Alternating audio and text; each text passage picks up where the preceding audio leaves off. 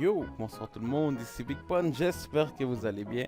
On va se retrouver cette fois-ci, malheureusement, encore pour une présentation de donjon. Je vous jure que, en fait, je voulais changer.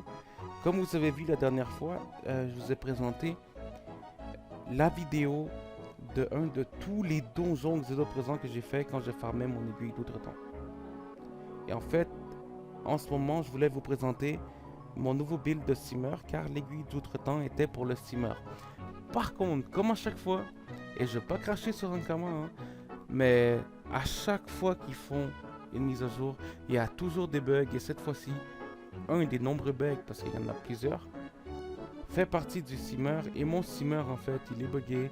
Ses sorts, ses sorts stasis sont complètement buggés. Alors, cette vidéo devra attendre.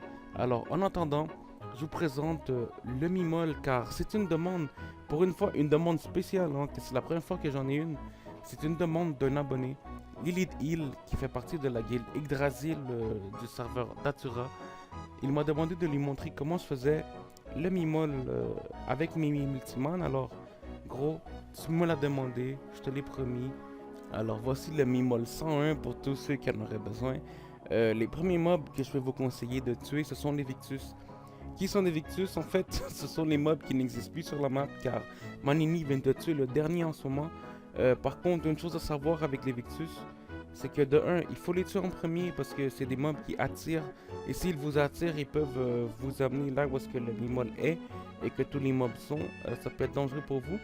Et deuxièmement, ne pas les tuer au corps à corps, parce que si vous les tuez au corps à corps d'un de vos alliés, ou même en zone coco, si je ne me trompe pas, ils explosent et ils risquent de vous faire très mal. Deuxième personnage auquel vous devrez faire attention lorsque vous faites le Mimol, ce sont les Tsubo. Les Tsubo, en fait, c'est le personnage que mon streamer vient d'achever, hein. Pour ceux qui l'ont pas vu, c'est le personnage qui a l'air de faire des jumping jacks au fond de la salle, pour ceux qui connaissent l'anglais. Et pourquoi les Tsubo sont dangereux, en fait? Lorsqu'ils atteignent un peu en bas de la moitié de leur point de vie et que vous ne les avez pas achevés, le dernier personnage qui les a tapés se transformera lui-même en Tsubo et il perdra son tour.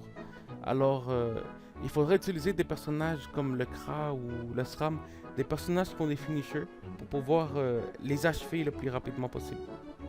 Sinon, en fait, ce que les Tsubo vont faire, c'est non seulement faire perdre un tour à un de vos personnages, en plus, ils vont vous pousser, ce qui risque de compromettre votre manière de vous soigner lorsque vous êtes en Mimol, car si vous avez fait un donjon de la dimension choucroute, vous savez que les soins ne marchent pas. Et en Mimol, en fait, la seule manière de se soigner, c'est de faire une chaîne en regardant le totem du destin qui est en plein milieu de la salle. Par contre, on parlera du soin un petit peu plus tard. J'ai plus envie de vous parler des Exaku en ce moment, car en fait, toutes les personnes qui m'ont dit qu'ils ont fait le Mimol, en fait, c'est parce qu'ils me disent: oh putain, je fais pas assez de dégâts.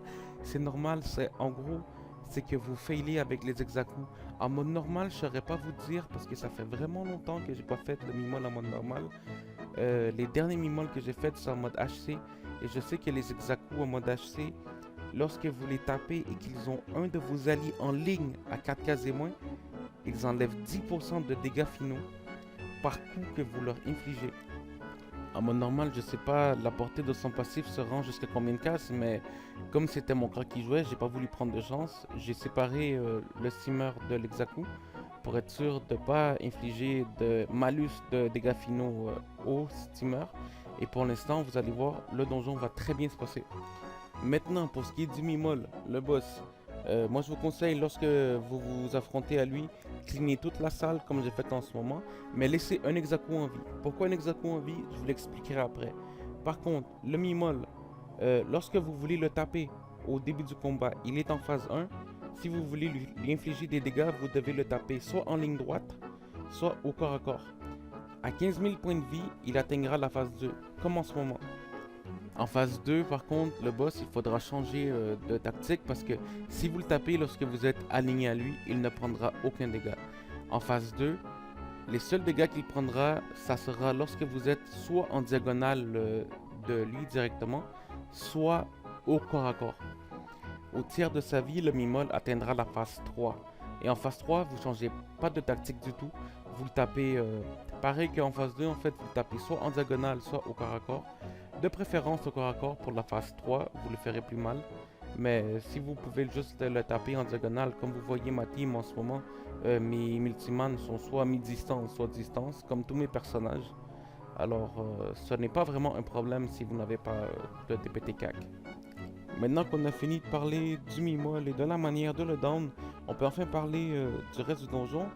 Il y a un Exaku qui est resté en vie, que j'ai pas voulu tuer, et je vous ai dit que je vais vous parler du soin un peu plus tard. Alors, lorsqu'on est dans la dimension choucroute, les soins normaux ne fonctionnent pas. Pour se soigner, en fait, il va falloir faire une chaîne avec un personnage qui soit placé soit directement devant le totem du destin qui est en plein milieu de la map, soit dans la zone qui est devant lui, les 3 cases qui sont devant lui. Et pourquoi j'ai gardé l'Exaku en vie en fait, c'est parce que lorsque vous êtes en mi-molle, vous aurez un challenge qui sera toujours là, ça sera de réussir une chaîne de 6 personnages 3 fois de suite. Alors, une chaîne de 6 personnages, c'est pourquoi? C'est pour se soigner. Sauf que le problème, c'est que lorsque les Victus, lorsque les Tsubo et lorsque le boss est en vie, c'est assez compliqué. Alors, c'est pour ça que je vous ai dit de garder un Exaku en vie jusqu'à la fin. Et pourquoi un Exaku en fait? C'est parce que c'est le seul mob qui ne pousse pas et qui n'attire pas de tout le combat. En gros, c'est le seul mob qui ne gênera pas votre chaîne de 6. Alors, qu'est-ce qu'on fait une fois le boss achevé? Bah, c'est pas compliqué, on achève le boss et on fait une chaîne. Par contre, je vous jure qu'il y a plusieurs rumeurs ou il y a plusieurs bugs là-dessus. En tout cas, je sais même plus. Moi, j'ai essayé tellement de façons. Des fois, ça marche, des fois, ça marche pas. Mais la chaîne de 6, c'est un des challenges les plus buggés du jeu. Alors, je vais vous montrer en fait comment je le fais. Comme je vous ai dit, je tue le boss, je laisse un Exaku en vie et je vais vous montrer la chaîne que je fais pour être sûr à 100% que le challenge s'approuve. Parce qu'il y a des fois, lorsque vous faites des chaînes, vous pensez que ça s'approuve. Et en fait, le problème, c'est que si vous perdez trop de temps dans ce donjon, le totem du destin qui est dans le milieu, à chaque fois que vous vous faites taper et qu'il vous soigne, il va prendre des dégâts. Et si le totem du destin n'a plus de points de vie, vous mourrez. Vous ne voulez pas passer 10 tours dans ce donjon. Alors, ce sera la première fois que je vais vous laisser sur une vidéo avec de la musique parce que normalement, je vous parle jusqu'à la fin.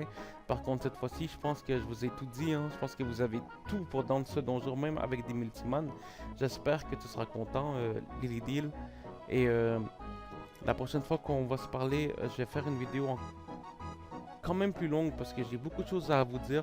Je sais pas si vous avez remarqué, mais sur mes personnages, il y a eu un changement de guilde et j'en parlerai une prochaine fois. Alors, je vous dis bonsoir à tous et n'oubliez pas de vous abonner et de commenter. Hein. Et même de m'MP en jeu car vous voyez, je fais même des demandes spéciales. Alors, je vous dis à tous bonne soirée.